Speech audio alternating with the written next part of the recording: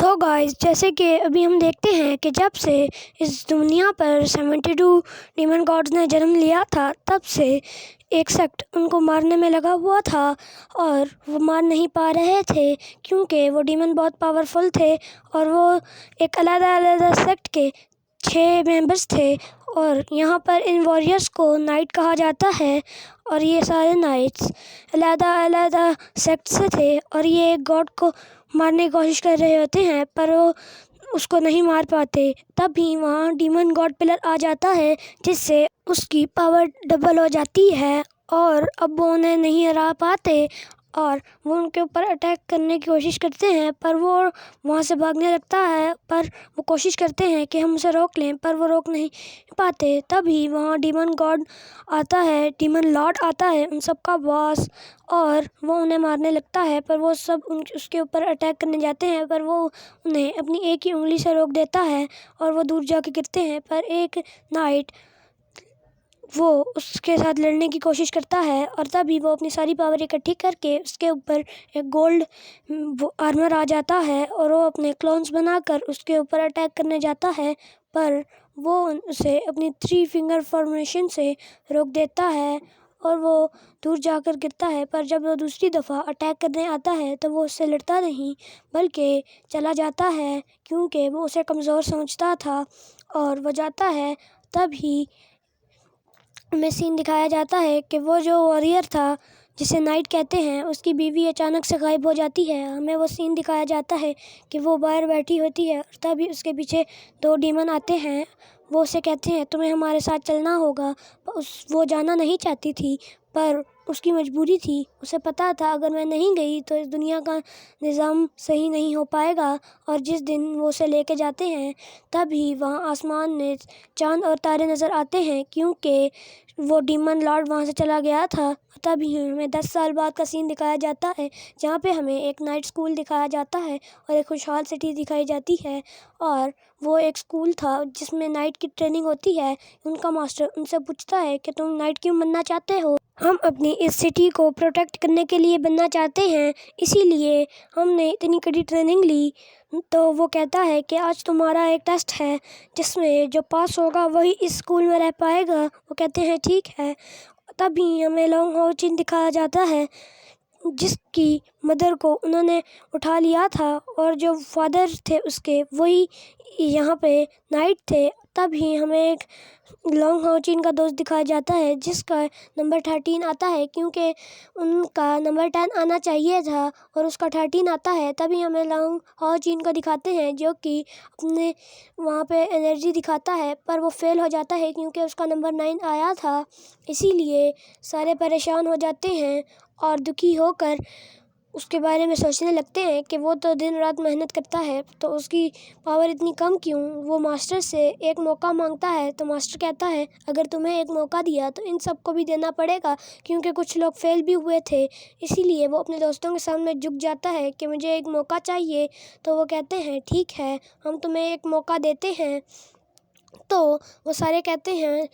یہ دن رات محنت کرتا ہے، چاہے ٹھنڈ ہو یا گرمی، اس کی کڑی محنت کی وجہ سے ہم اسے ایک موقع دیتے ہیں۔ تو ماسٹر بھی کہتے ہیں ٹھیک ہے، میں تمہیں ایک موقع دیتا ہوں، پر تمہیں اپنے ایک دوست سے فائٹ کرنی پڑے گی۔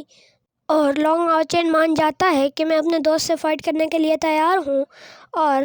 وہ دوسرا لڑکا بھی مان جاتا ہے کہ میں اس سے فائٹ کرنے کے لیے تیار ہوں۔ وہ کہتے ہیں اگر تم نے اپنی جان بوجھ کے ہارنے کی کوشش کی تو تم یہاں سے باہر ہو جاؤ گے۔ تب ہی لانگ ہاؤ چین اسے بہت مارتا ہے، اور اسے اسی انرجی والے پلر کے ساتھ مارتا ہے، پر اس کا اس دفعہ سوڈ لگنے کی وجہ سے 11 نمبر آتا ہے، جس سے وہ پاس ہو جاتا ہے۔ سارے بچے خوشی منانے لگتے ہیں، اور وہ ماسٹر بھی خوش ہوتے ہیں کہ اتنا جلدی اس نے 11 رینک کر لیا۔ تب ہی ہمیں ایک لڑکی دکھائی جاتی ہے جس کا نام شینین ہوتا ہے، اس کے پیچھے کچھ ولف ڈیمن پڑے ہوئے ہوتے ہیں، وہ بھاگ رہی ہوتی ہے تاکہ وہ ان ڈیمن سے بچ پائے، اور وہ لڑکی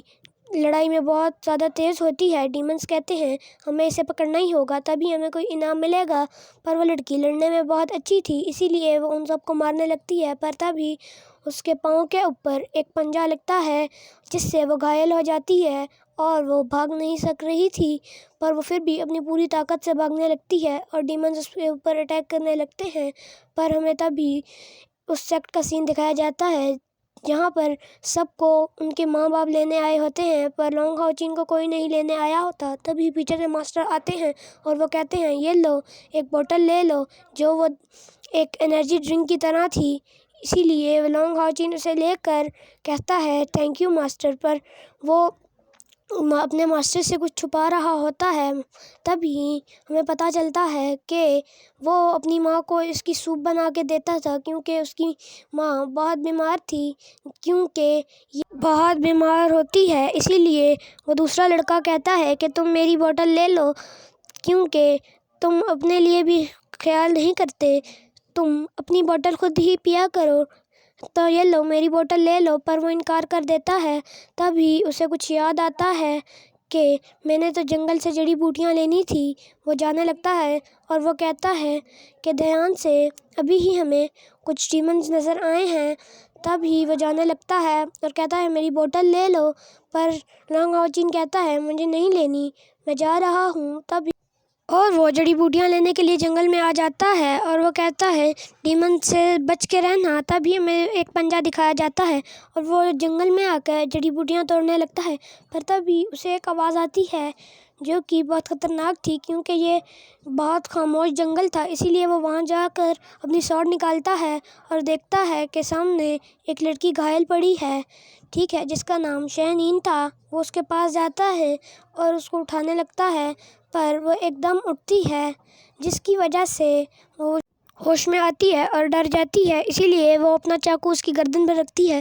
پر لانگ ہاؤ چین پوچھتا ہے کہ تم کیسی ہو، تو اسی لیے وہ نیچے رکھ لیتی ہے، پر اس کی ٹانگ پہ بہت زور کی چوٹ لگی تھی، جس کی وجہ سے وہ بے ہوش تھی، پر وہ چلنے کی حالت میں بھی نہیں تھی، اسی لیے وہ آس پاس دیکھنے لگتی ہے۔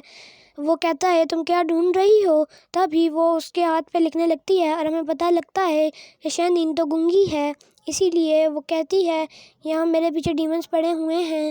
اور سسٹر میری مدد کرو۔ وہ کہتا ہے میں سسٹر نہیں، میں لڑکا ہوں۔ تو وہ کہتی ہے کہ تم بھاگ جاؤ۔ وہ کہتا ہے ہم لڑکے بھاگتے نہیں، اور تبھی وہ اسے کہتا ہے کہ میں بہت اچھا تلوار باز ہوں۔ وہ اپنی تلوار بازی دکھانے لگتا ہے، پر تبھی ایک ڈیمن کے اوپر اس کی سوڈ لگتی ہے اور وہ ڈیمنز وہاں آ جاتے ہیں اور وہ ان سے لڑنے لگتا ہے، پر وہ بہت کمزور تھا،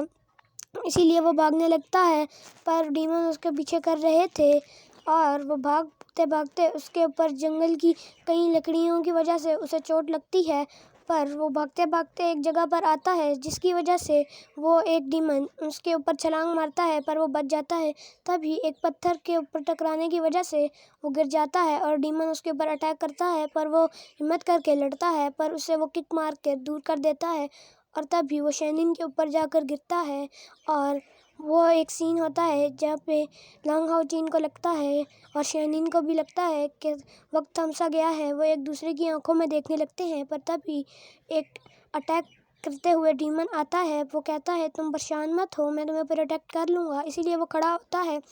اور اسے مارتا ہے، پر وہ دیکھتا ہے وہ ڈیمن اپنے پنجے بہت چلاتے ہیں، اسی لیے وہ اس کی گردن پر مار کے اسے تھوڑا سا گھائل کرتا ہے، پر ڈیمن غصے میں آ جاتا ہے کیونکہ اسے زور کی لگی تھی۔ وہ شائنین پہ اٹیک کرنے جاتے ہیں، پر ہاؤ چین درمیان میں آ کر انہیں روکتا ہے، اسی لیے وہ لانگ ہاؤ چین کو مارنے لگتے ہیں، کیونکہ وہ ان کے بیچ میں آ رہا تھا، انہوں نے اس لڑکی کو کڈنیپ کرنا تھا، پر وہ اسے مار دیتے ہیں، پر وہ مرا نہیں تھا۔ انہیں لگتا ہے کہ اب یہ نہیں اٹھے گا، پر وہ واپس اٹھ کر اس کے کمر میں گھونپ دیتا ہے، پر وہ اسے دوبارہ مارنے لگتے ہیں اور اب اسے وہ جان سے ہی مارنے لگتے ہیں۔ تبھی لانگ ہاؤ چین اپنی سوڈ کو زور سے پکڑ کر اس کی گردن سے آر پار کر دیتا ہے اور شینین کے پاس جاتا ہے، کہتا ہے تم پاس والی روڈ پہ چلی جاؤ، میں ان کو تھوڑی دیر اور روک سکتا ہوں۔ شینین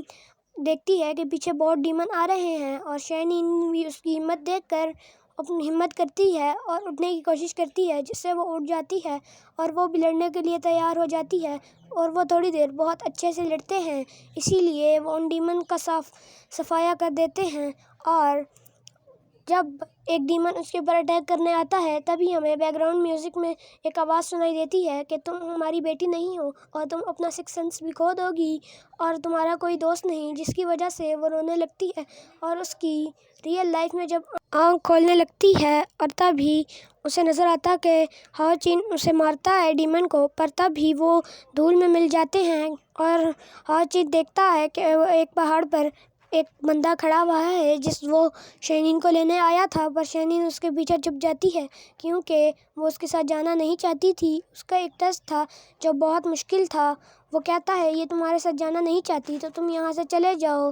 پر وہ ٹیلی پورشن کی وجہ سے نیچے آ گیا تھا اور وہ اس کو بے ہوش کر دیتا ہے اور وہ اس کو